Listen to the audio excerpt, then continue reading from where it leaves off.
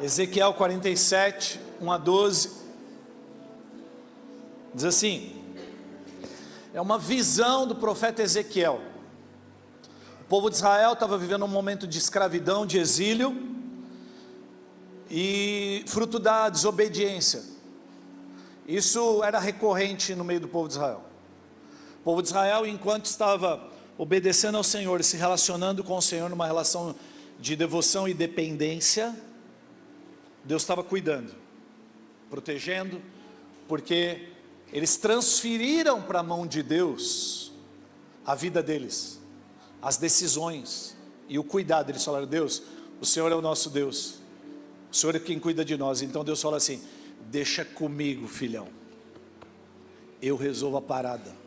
Quando os povos tentavam dominar Israel, Israel, mesmo tendo um número menor de soldados, vencia de forma extraordinária, porque na realidade não eram eles quem estavam lutando, mas era o próprio Deus lutando por eles. E Deus continua fazendo essas mesmas coisas nos dias de hoje. Qual era o problema de Israel nesse momento da história? O problema de Israel é que Israel olhou, de repente se deixou, inclinou o seu coração para outros ídolos, para outros desejos. Então corrupção entra no coração, idolatria entra no coração, ou nem só isso, mas só a independência. Você sabe que tem momentos na vida do povo de Israel que eles não estavam idolatrando, entre aspas eu vou dizer, idolatrando nada. Eles não estavam em nenhum pecado evidente. Mas qual era o problema deles? Apatia. Eles decidiram falar assim para Deus: Deus, está tão bom essa vida que o Senhor deu para a gente, e de repente a vida ficou mecânica. E essa mecanicidade da vida, eles deixaram de depender de Deus e começaram a tomar suas próprias decisões, e começaram a ter controle sobre a sua própria vida.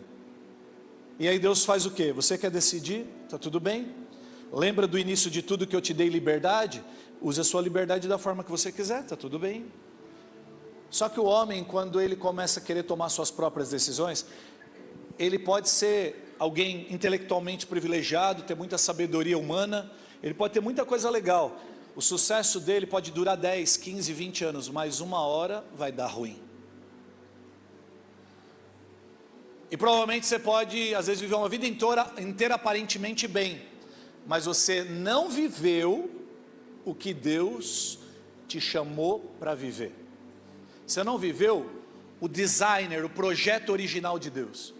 Você sabe que, antes de ler o texto, sabe que uma das coisas que mexe com o meu coração é quando eu penso sobre a eternidade, quando eu penso assim, quando eu deixar de existir aqui nessa existência e me encontrar com Jesus, provavelmente o que vai acontecer é que Jesus vai apresentar o projeto Marcos para mim.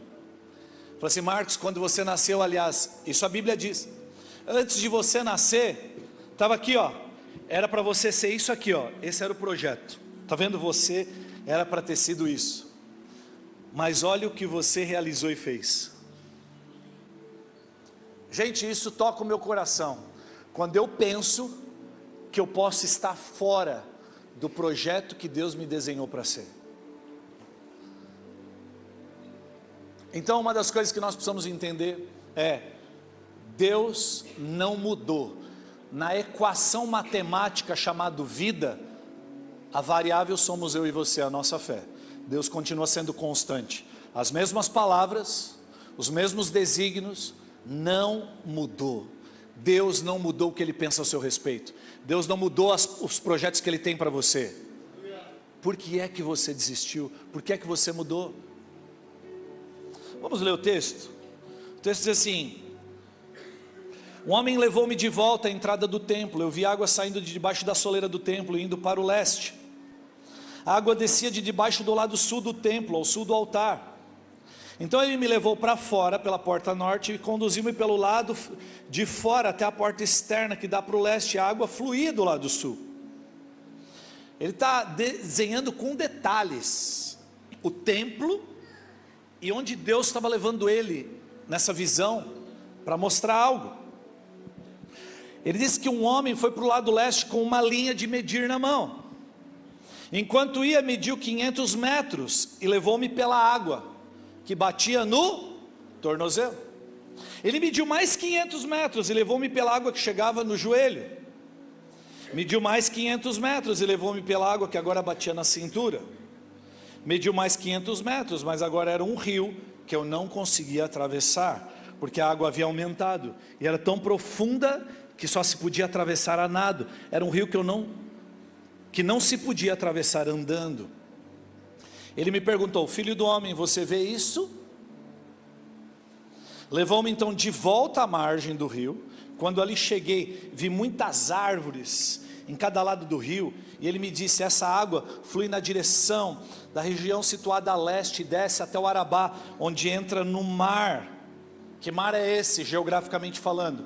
Mar Morto, o mar mais salgado do planeta, onde não existe vida, não existia.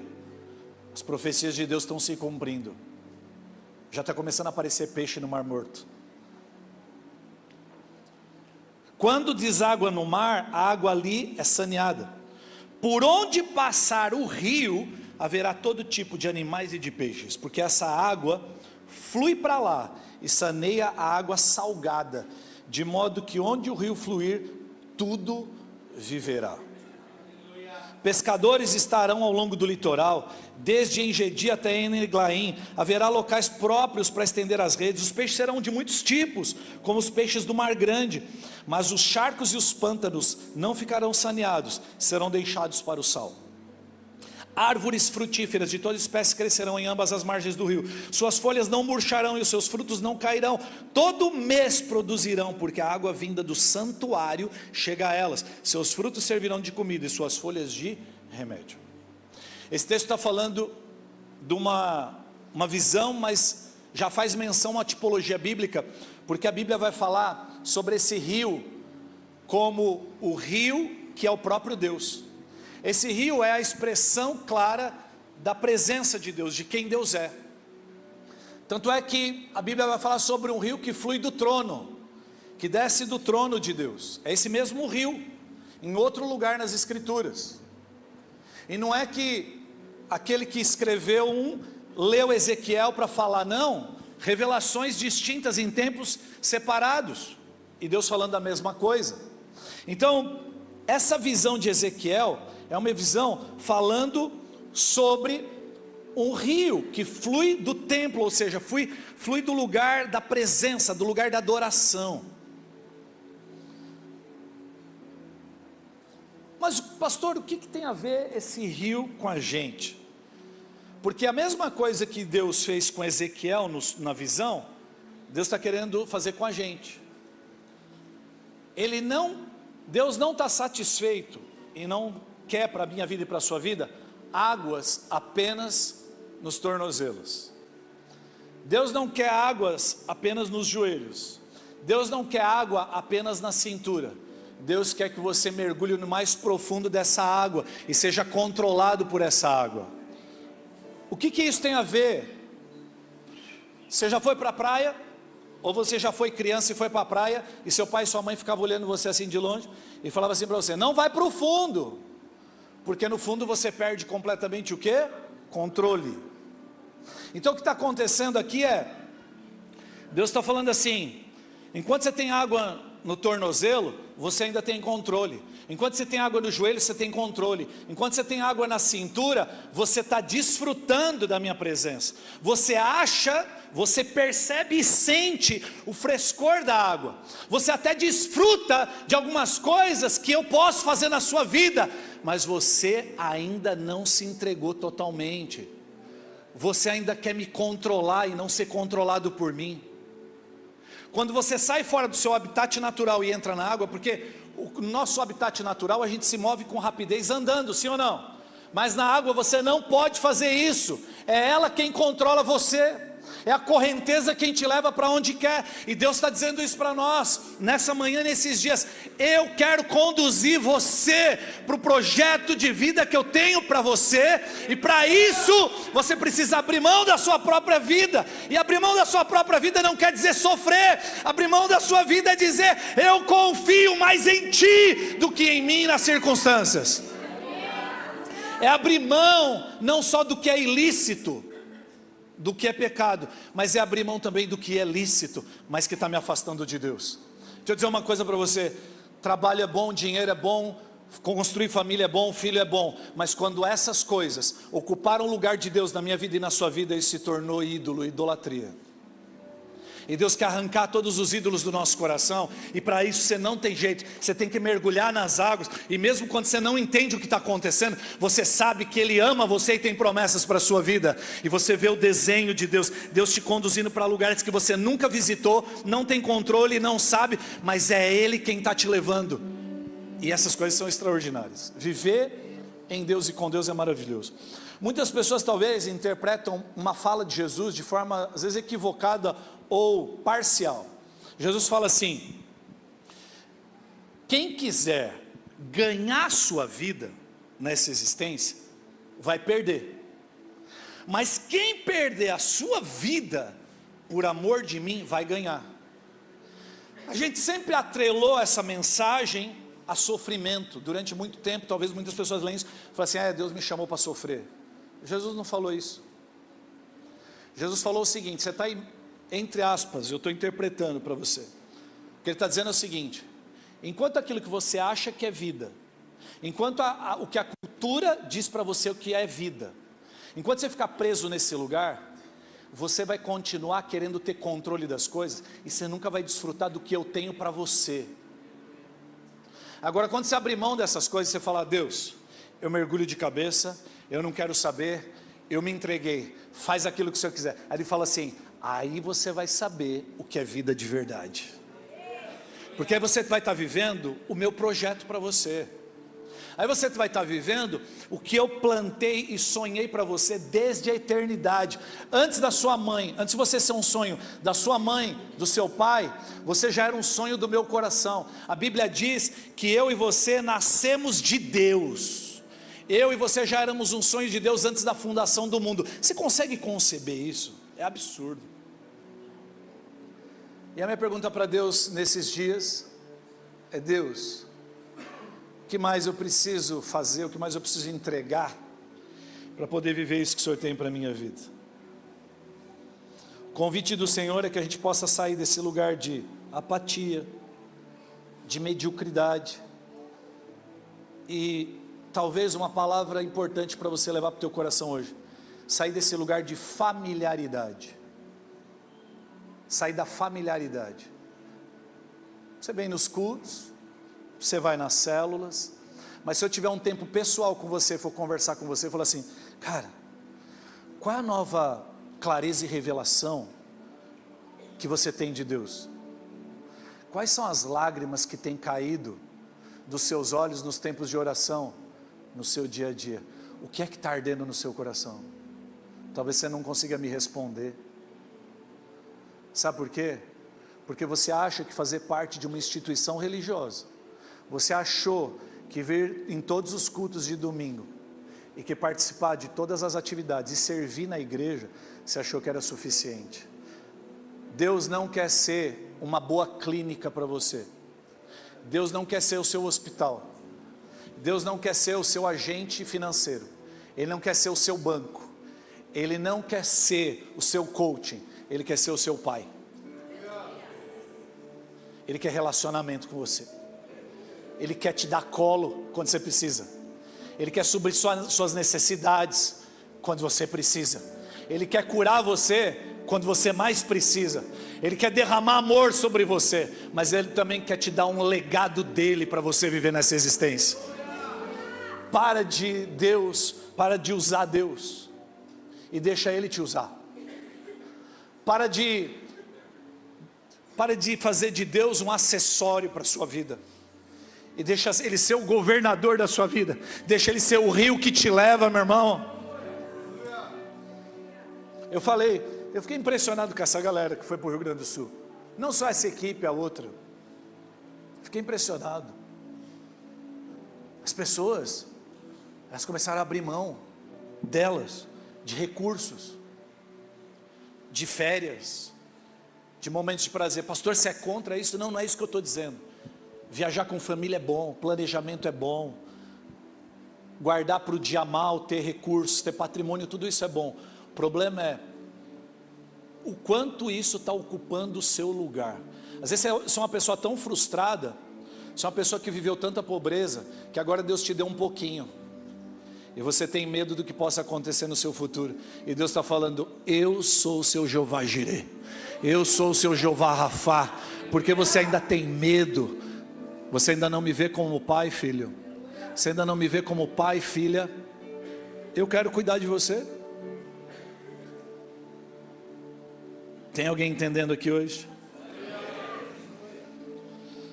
A independência, o conceito pré-estabelecido em relação a algumas coisas na nossa vida, nos impedem de mergulhar no rio de Deus. A gente precisa renunciar a coisas que temos dificuldades em deixar, para que a gente possa ganhar aquilo que a gente jamais imaginou receber de Deus. Deixa o seu habitat natural, meu irmão, e vá para o habitat do Espírito Santo de Deus. Tem um texto de Salmos 37:4 que eu amo, que fala assim, deleita-te no Senhor e Ele atenderá aos desejos do seu coração. O que é deleitar-se no Senhor? Essa expressão deleite, ela pode ser o sinônimo do deleite que um casal tem na relação sexual. Prazer. Sabe, uma pessoa que tem prazer em Deus. Eu estava essa semana com um irmão tão querido, que se converteu esse ano, e ele estava comigo, a gente estava tomando um café juntos, de repente ele sacou de dentro da mochila dele um caderninho assim, e ele começou a me mostrar tudo que Deus tem falado para ele, comendo a Bíblia, se alimentando, e no meio da nossa conversa, sabe, quando, essa expressão não é adequada para a gente, mas no dito popular, quando o santo bate, o Espírito Santo de lá bateu com o Espírito Santo daqui. E gente, aquilo fluiu na conversa. Porque na conversa nossa assim, como é que as pessoas, né, pastor? Elas não descobriram o deleite e as revelações que tem nisso aqui. Uau! Que coisa extraordinária. E é interessante ver a velocidade daquilo que Deus está construindo na vida dele. A velocidade do que Deus está fazendo na vida dele é absurda. Sabe por quê? Fome e sede de Deus. Ele falou, eu vou mergulhar nesse rio. Esse rio é quem vai me conduzir. E aí o que aconteceu, foi que eu comecei a olhar as anotações, e ele começa a falar coisas que eu falo assim, ele nem sabe, a gente estuda teologia tanto tempo para ter essa revelação, ele teve só no quarto dele um dia. Esse nosso irmão, Deus deu para ele um esboço de um livro da Bíblia, Neemias, que é justamente um livro dos maiores escritores cristãos, os tópicos do livro. Deus deu tudo para ele, ele nunca leu o livro. Deus está pronto no céu para revelar os segredos dele, do coração dele, para essa existência, para essa geração, para a agenda de hoje, para a minha vida e para a sua vida. A pergunta é, tem fome, tem sede ainda no seu coração para isso? Meu irmão, o dia que você contemplar a face de Jesus, acabou a sua vida, não existe mais nada e nem ninguém, você esquece de tudo, tudo perde sentido por causa de quem Ele é. Qual a prioridade Jesus tem no seu dia? Que lugar que Jesus tem na sua vida? Essa fala, eu sei que ela choca você, o que eu vou dizer agora, mas deixa essa frase que Deus me deu um dia e falou comigo num tempo devocional, ministrar no seu coração, leva ela para refletir em casa. Deus me falou assim um dia, Marcos, se Jesus não tem o seu tempo e as suas coisas, Ele não tem você. Você pode falar, o Senhor me tem, eu te amo. Se Ele não tem o seu tempo e as suas coisas, será que Ele tem você? Nós precisamos mergulhar, entrar nessa imersão, nesse lugar de conhecimento de quem Deus é. A minha pergunta para você é, que estágio você está? Tornozelo? Vamos nos cultos de domingo, molhar os pés um pouquinho lá, refrescar, receber uma palavra de ânimo. Vamos começar a fazer os cursos da igreja, no joelho.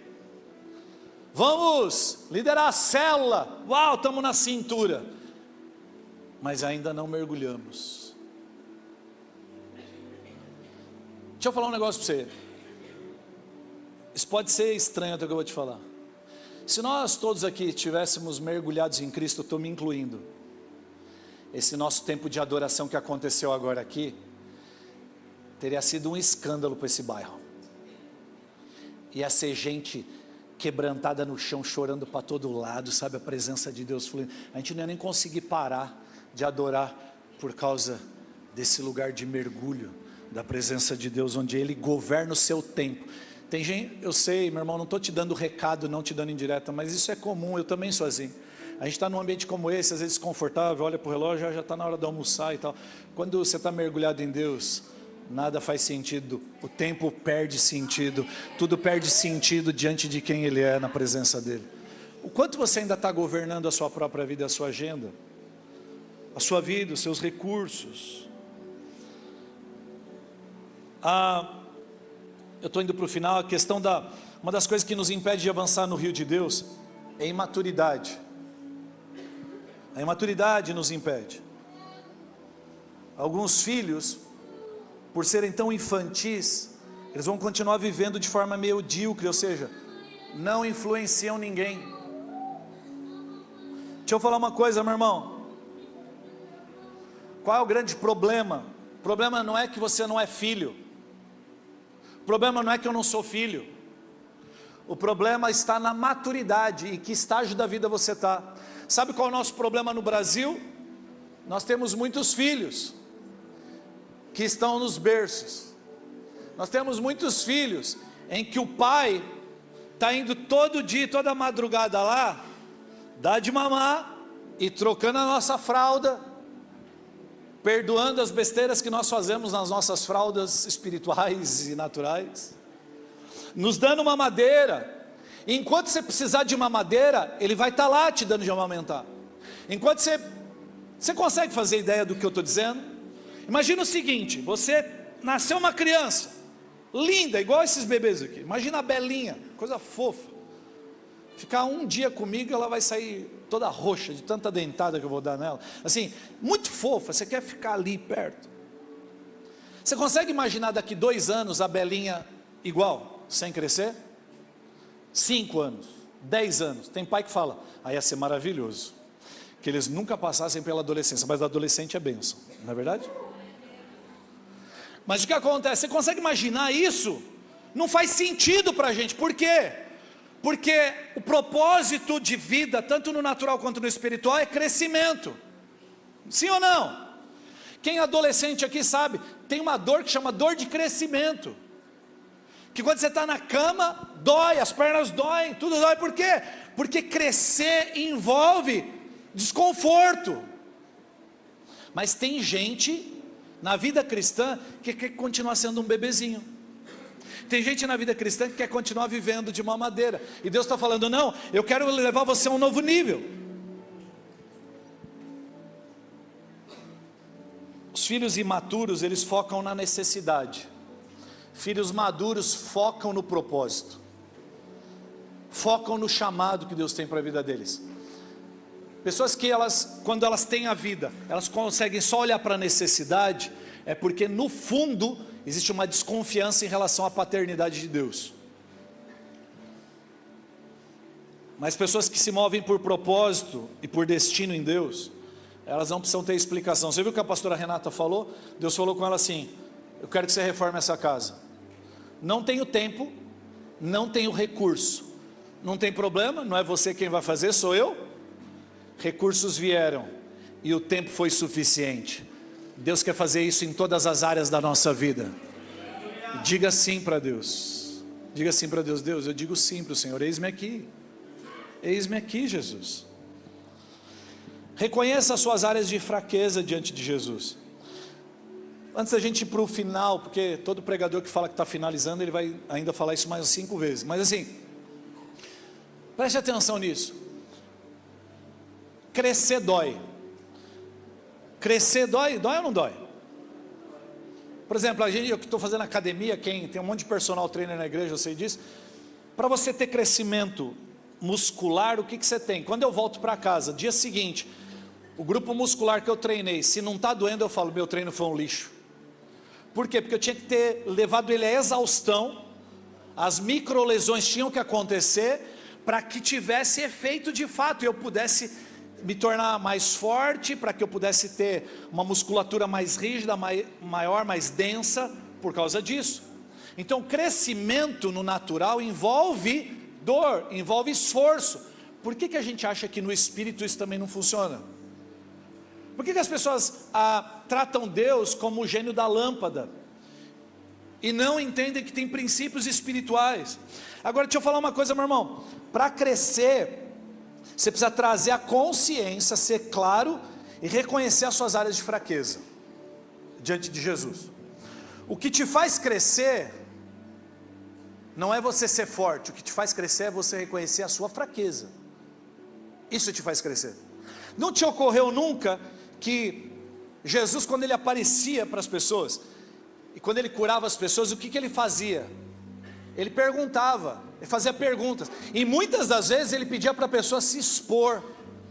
Quando ele cura o homem da mão mirrada, ele chama o homem no meio, e fala assim: mostra-me a sua mão, ou seja, mostra-me a sua fraqueza. Deus tem cura, Deus tem como te abençoar, Deus tem como transformar a sua vida. Quando você fala assim: eu vou deixar o controle, eu vou deixar a minha força, eu vou mergulhar nesse rio, admitindo toda a minha fraqueza, todo o meu fracasso e toda a minha limitação, e aí a cura virá, a provisão virá, a transformação da família virá. Onde que a gente foi ensinado que ser forte é a solução? A solução não é ser forte, a solução é ser fraco e mergulhar nas águas de Deus dizendo: eu sou insuficiente, eu não consigo, eu não posso, e eu preciso desse rio me dirigindo e me levando. Toda pessoa que gosta de ter controle, ela fatalmente é uma depressiva em potencial. Sabe por quê? Porque o dia que ela perde o controle, ela é afetada emocionalmente, desestabilizada emocionalmente. Por quê? Porque agora, como ela não tem controle, ela sempre pensa o pior, e aí ela desconfia de quem Deus é. Faz sentido, meu irmão? Quantos estão entendendo isso? Comece a olhar para dentro do seu coração e saiba que Deus tem um lugar mais profundo para te levar. De forma prática, pastor, eu me identifiquei com essa palavra e eu quero isso. De forma prática, o que eu posso fazer? Mergulhar no rio é falar assim: eis-me aqui, eu quero servir. Pastor, o que eu posso fazer? Não é fazer só da igreja, não é isso. É se conectar aos líderes da igreja e falar: me ajuda, eu quero crescer, eu preciso desse discipulado, eu preciso caminhar. Eu prometo que eu não vou dizer não para você. Tem irmãos que ao longo da minha vida viraram para mim e falaram assim: Marcos, posso te pedir uma gentileza, um favor? Eu falei: pode. Posso andar perto de você? E eu falei assim: pode. Mas por quê? Ele falou: porque eu quero crescer, eu não sei como, eu quero me desenvolver.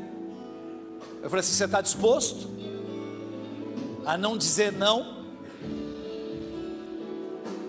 Me leva, pastor, me leva. O que tem? Tem velório? Tem UTI para visitar? O que é que tem para fazer? Tem caminhão para descarregar? Eu estou dentro, eu estou junto, eu quero estar junto, eu quero conviver, eu quero servir. E deixa eu falar uma coisa para você, meu irmão. Você não precisa ter na tua cabeça qual é o teu propósito. Você está tão preocupado com o desenho final do teu propósito. Deus está te falando: é só você ser fiel nas pequenas coisas. Seja fiel nas pequenas coisas, porque esse trampolim para as muitas, esse trampolim para o propósito final é meu. Mas eu preciso de fidelidade nas pequenas coisas.